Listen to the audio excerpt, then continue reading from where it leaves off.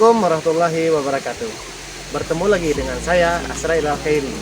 Pada kesempatan kali ini kita akan membahas mengenai seni. Kita semua sudah pasti pernah mendengar kata-kata seni. Namun definisi seni seperti apa sih yang dikemukakan oleh beberapa ahli? Kemudian keterkaitan seni ini dengan keindahan. Benar nggak sih seni itu indah? Nah, pada kesempatan kali ini di video yang akan saya tampilkan, kita akan membahas mengenai semua hal yang tadi saya sebutkan. Oke, jangan kemana-mana, tonton videonya sampai habis. Definisi umum seni. Dalam berbagai literatur, ditemukan beragam pengertian seni yang dikemukakan oleh berbagai ahli. Antara satu dengan yang lainnya berbeda-beda. Akan tetapi, masing-masing punya kebenaran. Hal itu disebabkan karena seni punya gejala yang amat kompleks dan sudut pandang yang berbeda-beda pula. Karena keanekaragaman seni berbeda-beda dari setiap orang, hal ini membuat seni sulit untuk dijelaskan dan dinilai. Setiap orang memiliki penilaian dan pandangan sendiri dari apa yang mereka ciptakan. Oleh karena itu, untuk mengetahui dan meresapi nilai seni, kita perlu mengetahui lebih mendalam tentang definisi seni, macam-macam seni, hingga fungsinya. Secara umum, pengertian seni yaitu suatu karya yang memiliki nilai estetika atau keindahan yang dibuat oleh manusia untuk menggambarkan suatu ekspresi atau kreativitas. Penggambaran murni yang terpancar dari suatu ciptaan karya seni menjadi seni sebagai ilmu pasti. Asal-usul kata seni.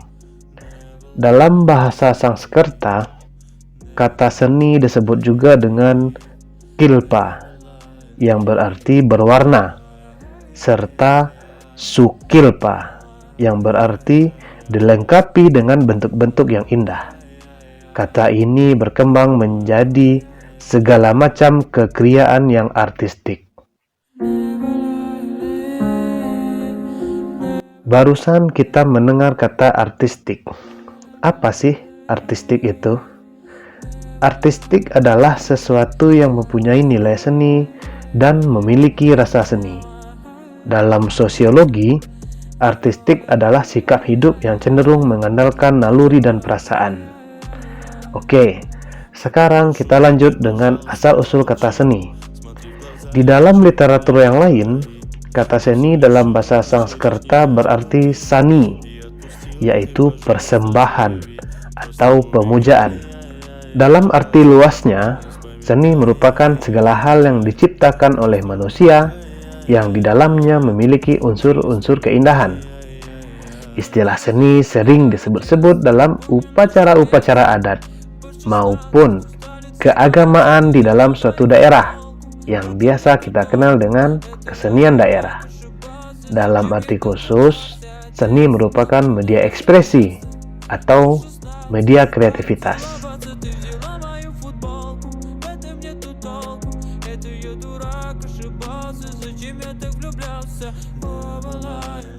Menurut Ensiklopedia Bahasa Indonesia, seni merupakan suatu karya ciptaan manusia yang memiliki unsur keindahan, yang mana dapat menyenangkan orang yang melihat maupun mendengarnya. Dalam bahasa Belanda, seni adalah genie, memiliki arti genius.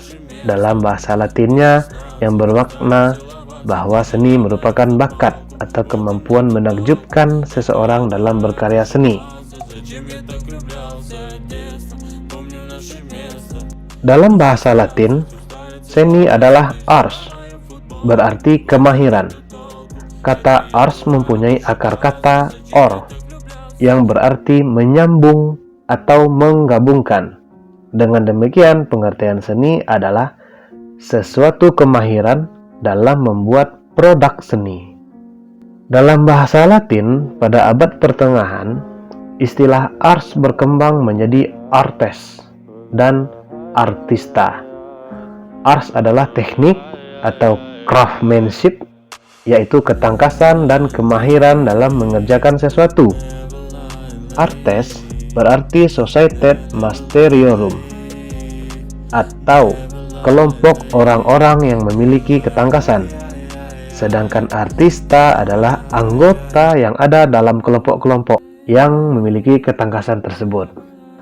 Kata arts kemudian berkembang menjadi l'arte di Itali, l'art di Perancis, l'arte di Spanyol, dan art di Inggris, yang artinya sama dengan pengertian arts, yaitu teknik atau craftsmanship. Теперь прошу, ты, пожалуйста, молчи. Смотри в глаза и ничего не говори. Dalam bahasa Inggris, seni memiliki istilah art, yang berarti seni rupa atau visual art, yang juga mengandung arti kemahiran yang timbul dari perasaan yang khusus. Dalam sejarah dan perkembangannya, seni telah berubah-ubah sesuai dengan zamannya. Pengertian seni di zaman Yunani berbeda dengan pengertian seni di abad pertengahan. Berbeda pula dengan pengertian seni di zaman awal modern barat, yakni masa Renaissance. Berbeda dengan zaman rasionalisme pada abad 17 hingga ke-18. Dan berbeda dengan zaman romantik pada abad ke-19. Sementara di abad 20, kebudayaan barat mengevaluasi kembali semua pengertian seni dalam sejarahnya. Masyarakat modern Indonesia mengadopsi pengertian seni dari barat, karena pemahaman tentang seni di barat sendiri juga mengalami perkembangan dalam sejarahnya. Maka masyarakat modern Indonesia tidak mempunyai keseragaman dalam pemahaman seni baratnya. Di zaman Pujaga Baru pada tahun 1930-an misalnya, konsep seni sastra modern mengacu kepada romantisme. Tetapi dalam seni lukis sudah mengacu kepada ekspresionisme. Oke, sekarang kita mencoba beralih kepada definisi seni menurut para ahli.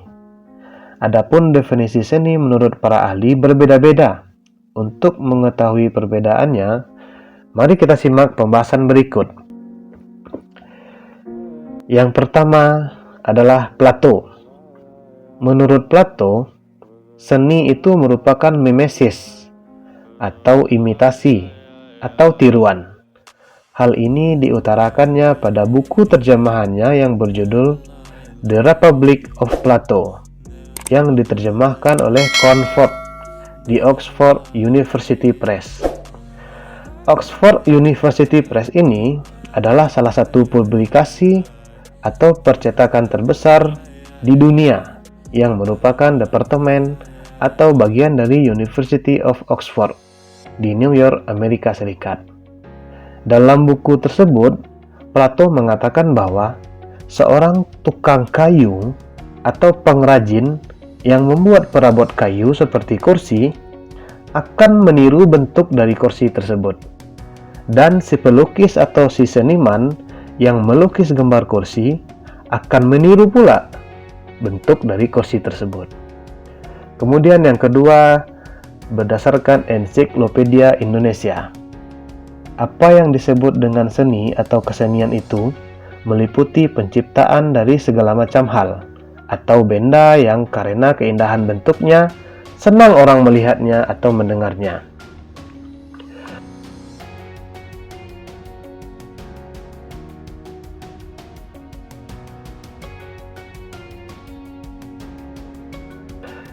Yang ketiga, Everyman Encyclopedia.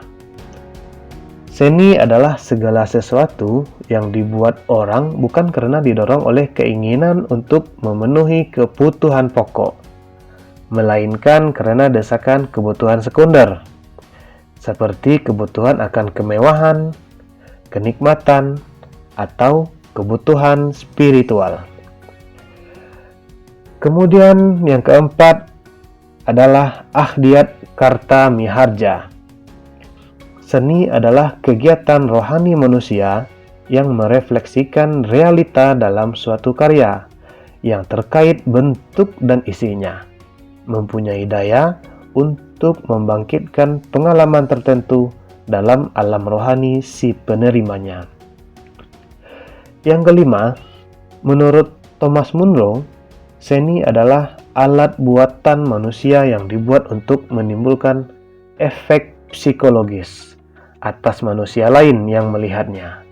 Efek tersebut mencakup tanggapan-tanggapan hasil dari pengamatan, pengenalan, imajinasi, baik yang rasional maupun yang emosional. Yang keenam, menurut Leo Tolstoy, seni merupakan expression and communication of emotion, yaitu seni merupakan ekspresi dan komunikasi emosi. Seni adalah suatu ungkapan seseorang yang disampaikan lewat ungkapan kepada orang lain, dengan maksud agar mereka dapat merasakan bagaimana perasaan si pencipta seninya atau si senimannya. Seni menurut Leo Tolstoy juga transfer of feeling.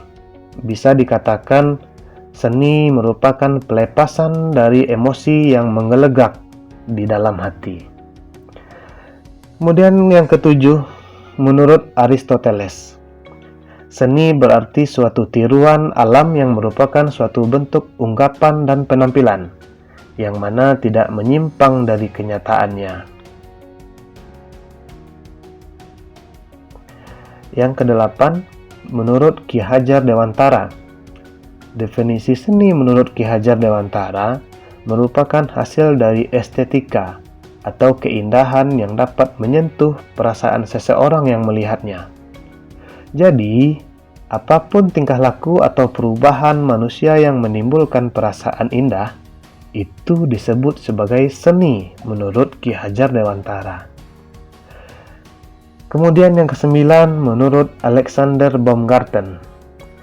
Menurut Alexander Baumgarten, seni adalah sesuatu keindahan yang memiliki tujuan atau maksud positif untuk menghibur penikmat seni sehingga mereka akan merasakan kebahagiaan.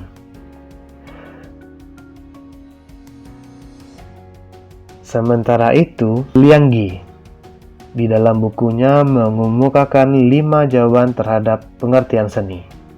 Yang pertama, seni sebagai skill. Kemudian yang kedua, seni sebagai human activity. Yang ketiga, seni sebagai work of art. Yang keempat, seni sebagai fine art. Dan yang kelima, seni sebagai visual art. Kemudian yang ke-11 adalah Sartono Kartodidjo.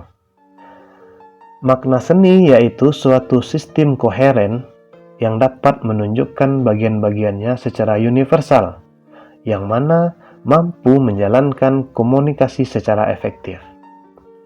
Yang ke-12 menurut Suwaji Bastomi. Menurut Suwaji Bastomi, seni merupakan segala aktivitas batin yang memberikan pengalaman keindahan,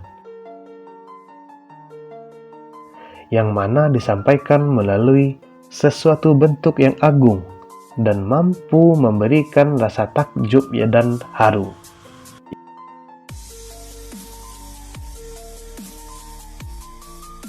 Yang ke-13 menurut Sudarmaji. Seni menurut Sudarmaji yaitu segala sesuatu yang berkaitan dengan manifestasi batin yang dimaksud di dalam pengalaman estetis melalui media garis, bidang, tekstur, warna, gelap terang, hingga volume suatu benda atau suatu karya. Kemudian yang ke-14 menurut Sudarso SP. Seni adalah segala kegiatan dan hasil karya manusia yang mengutarakan pengalaman batinnya karena disajikan secara unik dan menarik yang memungkinkan timbulnya pengalaman atau kegiatan batin pula pada diri orang lain yang menghayatinya.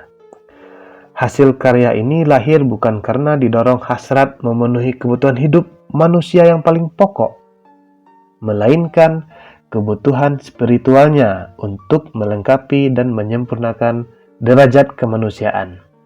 Nah, itulah pendapat beberapa ahli mengenai seni. Kemudian, kita juga pernah mendengar istilah kesenian. Apa sih sebenarnya kesenian itu? Kesenian adalah hasil karya manusia yang bersumber pada perasaan.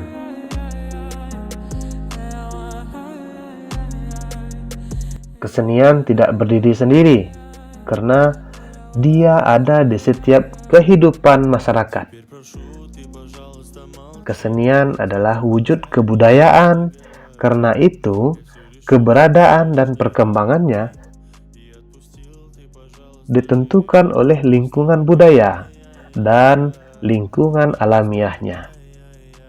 Biasanya, kesenian ini berhubungan pula dengan ilmu agama, filsafat, ekonomi, dan masih banyak lagi keterkaitannya dengan bidang lain. Teman-teman, sejauh ini kita telah membahas mengenai arti kata seni, asal-usul seni, definisi seni, pendapat ahli tentang seni, gambaran mengenai seni di Barat dan di Indonesia. Kemudian juga kita telah membahas mengenai kesenian. Nah, ada lagi kata seniman. Apa itu seniman?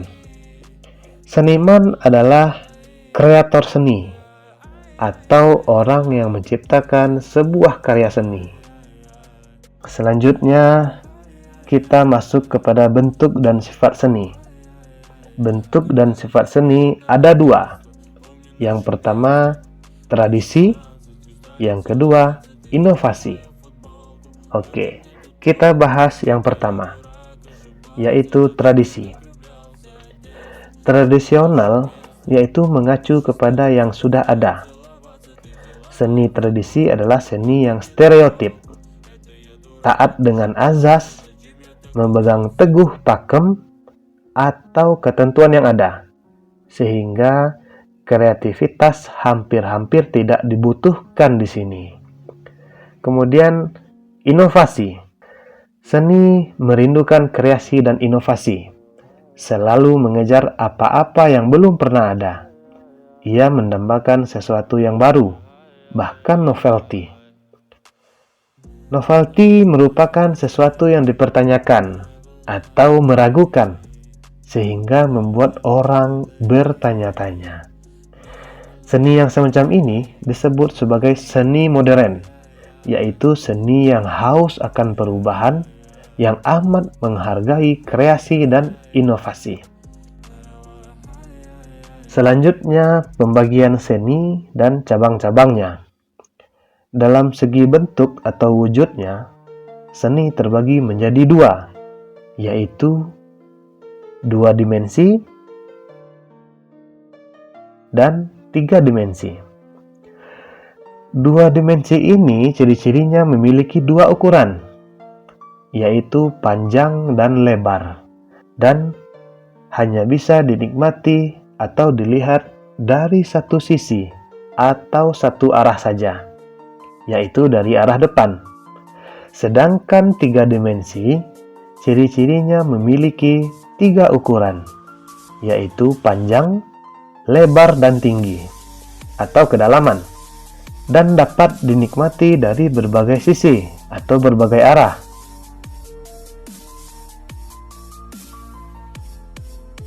Seperti dari depan, dari atas, dari samping kiri, ataupun kanan.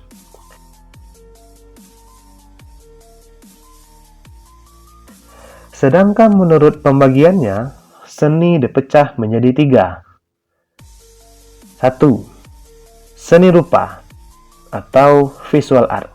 Seni rupa merupakan seni visual yang dapat dinikmati melalui media penglihatan.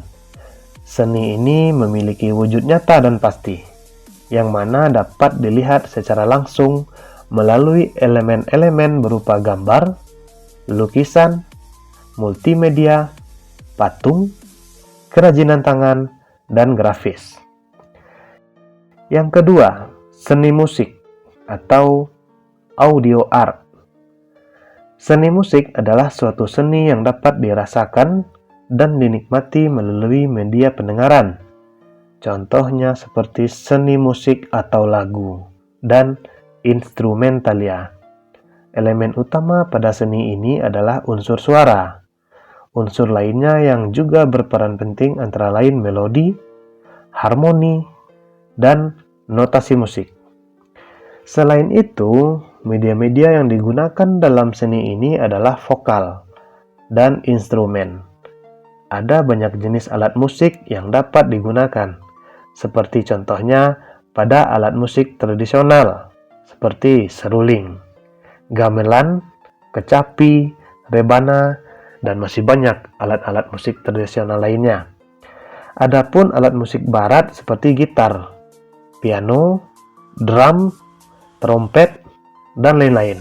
Kemudian yang ketiga, yaitu seni audio visual art, dinikmati melalui media penglihatan dan pendengaran, seperti contohnya seni teater, seni tari, pantomim, opera, pewayangan, film dan televisi, maupun video.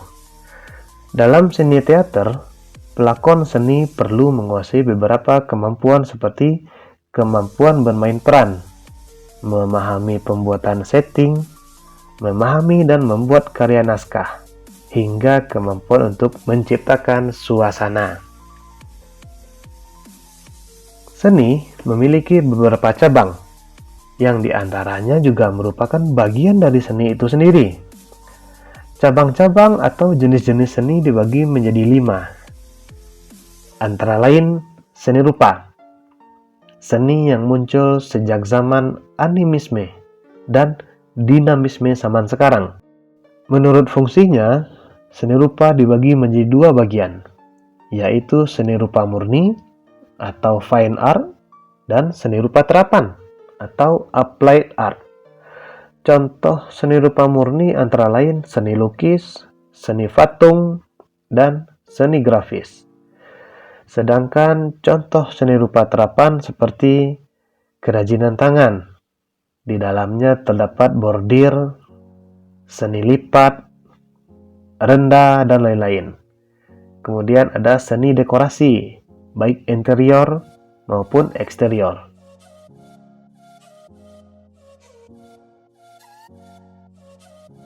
Yang kedua, seni musik. Seni yang telah berkembang sejak zaman Renaissance hingga sekarang. Macam-macam seni musik antara lain seperti musik klasik, musik tradisional, jazz, pop, rock, dan lain sebagainya. Jenis-jenis musik tersebut terus berkembang mengikuti perkembangan zaman. Yang ketiga, seni tari. Seni yang dihasilkan dari gerak tubuh manusia yang digunakan sebagai media komunikasi.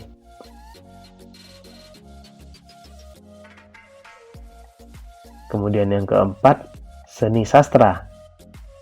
Seni yang tercipta dari kreativitas manusia melalui bentuk dan kata-kata yang indah seperti sastra, puisi, prosa, cerpen, dan lain-lain.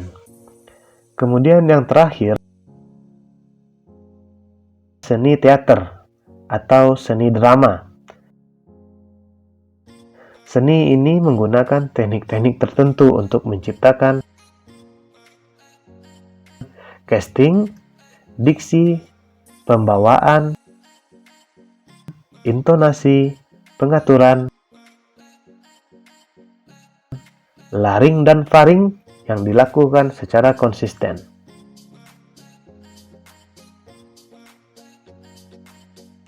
Fungsi seni dalam kehidupan sehari-hari.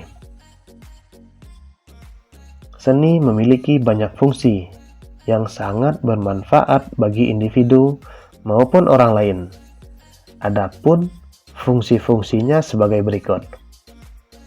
Yang pertama, fungsi individu atau pribadi. Fungsi individu memiliki makna bahwa seni berfungsi sebagai pemenuhan kebutuhan pribadi, seperti pemenuhan kebutuhan fisik melalui seni terapan yang memberikan berbagai kemudahan dan kenyamanan. Selain itu, seni juga berfungsi sebagai pemenuhan kebutuhan emosional melalui karya seni yang dapat menjadi media ekspresi seseorang. Yang kedua, fungsi sosial. Fungsi sosial memiliki makna bahwa seni berfungsi untuk memenuhi kebutuhan sosial seseorang individu.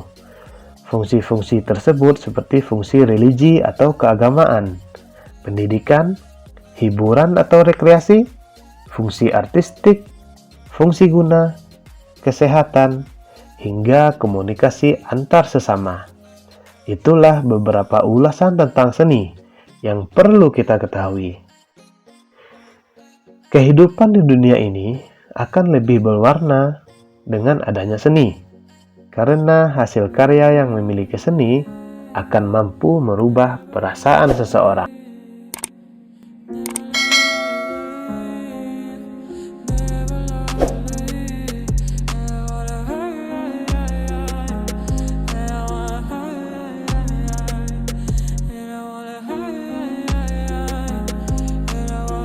Selain memberikan kebahagiaan, karya seni juga dapat membantu manusia untuk melakukan sesuatu.